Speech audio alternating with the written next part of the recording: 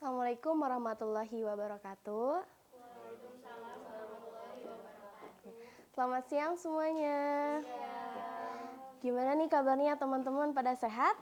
Alhamdulillah. Udah kalau pada sehat ya. Oke, sebelumnya perkenalkan, nama saya Dini Juniarti. Saya di sini sebagai tour guide kalian. So, ketika nanti ada pertanyaan tentang sekitar Gua Jomblang, boleh langsung tanyain ke saya ya. Oke, sebelum kita masuk ke dalam Gua Jomblang, saya juga akan menjelaskan sedikit kondisi cuaca pada hari ini. Oke, kondisi cuaca pada hari ini ada di 32 derajat Celcius. Alhamdulillah cuacanya cukup panas ya. Cuman kalian juga harus semangat karena nanti trek yang kita lewati itu cukup panjang ya. Nah, saya juga akan menjelaskan peraturan-peraturan yang ada di sini. Yang pertama, tolong jangan buang sampah sembarangan. Semisal kalian membawa makanan atau minuman yang berkemasan, tolong sampahnya disimpan terlebih dahulu sampai kalian menemukan tempat sampah. Lalu, tolong dijaga tata bahasa dan attitude-nya. Karena kenapa? Karena sekarang kita sedang di alam bebas ya, alam luar. So, kalian juga pasti paham apa yang aku maksud dan kalian juga tahu konsekuensinya seperti apa. Lalu, saya juga akan kasih kalian waktu buat prepare kembali, cek-cek kembali barang bawaan kalian, takutnya ada ketinggalan ya. Dan bagi yang sakit atau kurang sehat, boleh infoin dari sekarang. Lalu, di sini juga wajib memakai sepatu. Coba teman-teman ada pakai sandal nggak? Nggak ada ya.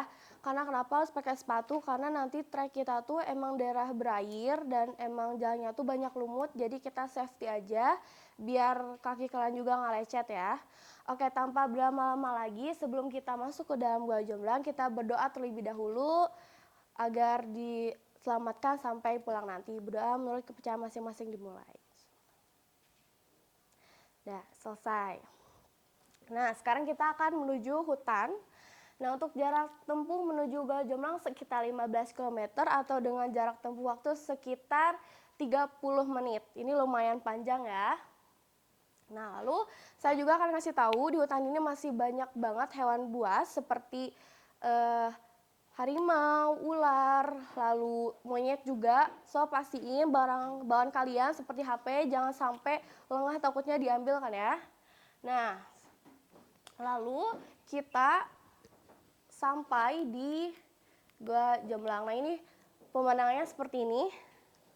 Bagus nggak? Bagus dong ya. Nah, kalau ada yang merasa capek atau lelah, boleh istirahat terlebih dahulu sambil saya menjelaskan penjelasan tentang Gua Jomblang ini. Nah, penjelasannya, Gua Jomblang adalah gua vertikal yang terjadi akibat runtuhnya tanah dan vegetasi karena proses geologi. Runtuhan ini menghasilkan sinkhole atau sumuran dengan mulut gua sebesar 50 meter dan kedalaman mencapai 40 hingga 80 meter dan terbentuklah secara alami melalui berbagai proses selama 15 juta tahun.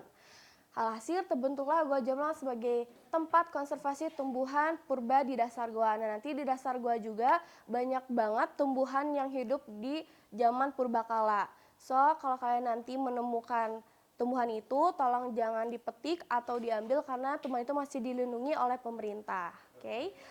Nah, lalu setelah itu kita akan turun ke bawah menggunakan metode vertical caving. Sebelumnya ada yang pernah nggak? Belum pernah ya. Nah, kita turun menggunakan satu helai tali, lalu menggunakan helm dan peralatan yang cukup safety juga ya. Kalau ada yang merasa takut ketinggian, boleh nggak usah ikut. Tapi di sini aman semua ya? Aman ya. Nah, jadi kita turun, lalu ini pemandangan dari pertengahan menggunakan vertical caving seperti ini. Nah, saya juga akan menjelaskan sejarahnya menurut masyarakat di sini ya. Menurut cerita masyarakat, Gua Jomblang menjadi salah satu tempat pembuangan mayat yang telah dieksekusi dengan cara ditembak dan lainnya. Mayat-mayat tersebut dibiarkan lama dan baru bisa diambil pada tahun 1982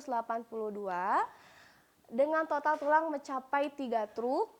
Namun sejak tahun 1990, kesan mengerikan dan mistis dari Gua Jomblang perlahan menghilang setelah diadakan doa bersama oleh masyarakat. Jadi alhamdulillah di sini juga sering banget diadakan doa oleh masyarakat. Jadi tempatnya alhamdulillah udah nggak angker ya. Lalu kita juga akan menyelusuri sungai di dalam dasar gua. Nah, Gua Jomblang Gunung Kidul memiliki sungai bawah tanah serta lorong yang membuatnya terhubung dengan Gua Gerbug atau Leweng Gerbug.